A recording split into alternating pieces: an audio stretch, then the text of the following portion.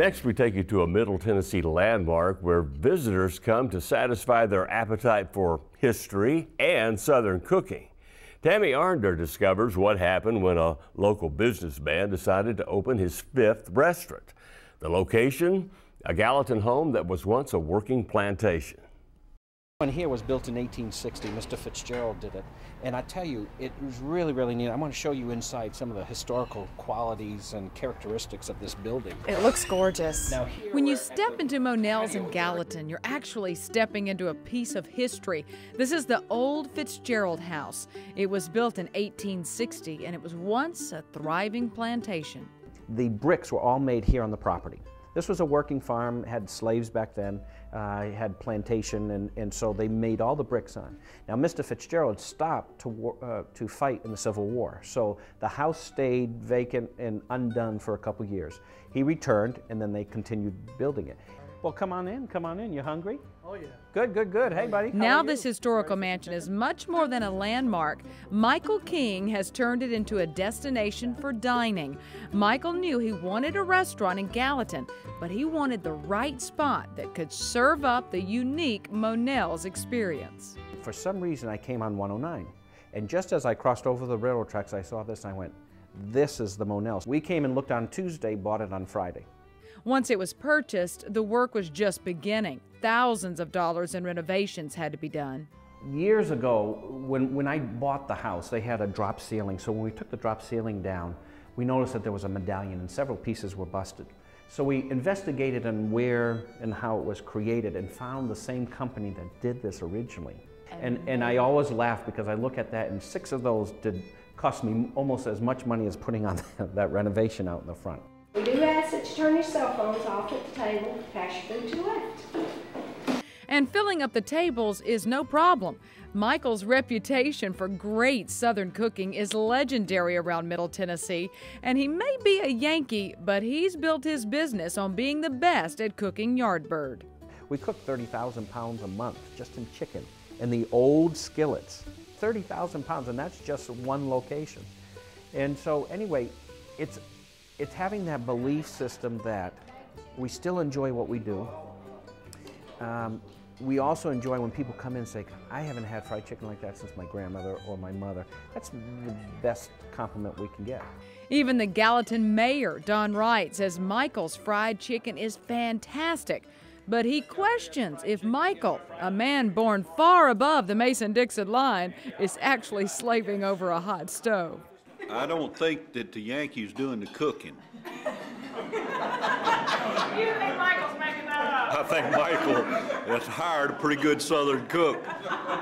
But in the kitchen, Michael says he often does the cooking, and he trains the chefs who work for him. He learned his Southern-style kitchen savvy from Bill Monell, who is a Southern boy from Kentucky. Everyone says, what is the secret of fried chicken? First of all, the chicken needs to be put in hot water before you fry it. And we put our little seasoning in it. And if you notice that the chicken is above the grease. So in other words, you want some air on the chicken. You'll also see a lot of the big bubbles. You fry it on one side, then you're going to flip it over to the other to make a golden brown. What happens is when those bubbles, see how fast they're doing? When the bubbles start slowing down, that means the moisture has come out of the chicken and it's time to take it out. Now that we've learned all the secrets of Southern fried chicken, let's continue our tour of the Fitzgerald Manor. You'll notice each room has a theme. This one is particularly sentimental. Now this room here is the Nixon Room. And the reason why we named the Nixon Room, you know, the beginning of the Iraqi War, one of the Private Nixon, Patrick Nixon, lived up here and he was killed. He was the first one in Tennessee that was killed. And his parents live up here also, an incredible family. So we wanted to honor, and so this is what we did. We called this the Nixon Room. And so his father usually comes up a couple times during the month and has lunch with his son, which is really sweet. Heartbreaking, but sweet. All dining is done on the first floor, but after you clean your plate, you're welcome to take the spiral staircase and sashay up to the 3rd floor. And that staircase leads up here to the top floor in what's called the Watchtower. Historians say that Mr. Fitzgerald would sit up here and watch over all of his grounds, and he'd sit up here with a shotgun. Plus, back in the 1800s, the taller your building, the more wealth you had. Mr. Fitzgerald obviously spared no expense in building the home. Even this wooden door frame has a place in history. And the wooden doors were taken out and sent to the World's Fair in the 1900s in Chicago. Won first prize, they brought it back, because during that time they were doing the wood and introducing the South really to the North. Another highlight is seeing the trap doors. Every room has its own trap door, and I keep on threatening some of the employees. I said, now if you show up late again, that's going underneath there. Yes, you knew I would find myself a seat as soon as the first basket of chicken found its way to the table. I got to join these teachers from Portland.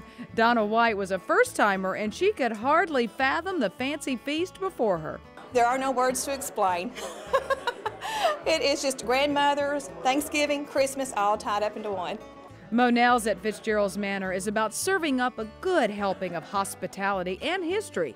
But for Michael, it's mostly about the magnificent meal. I think the cooking, and the reason for it is because the house is just an added bonus. And maybe I need to go even further and say the experience more than the cooking, because the cooking is part of that experience. You know, I always say we have a house of love, laughter, food, and fellowship. And it's important for us to know that it was more than just a meal. And it was an experience, or it was a situation that they left better than they did coming in.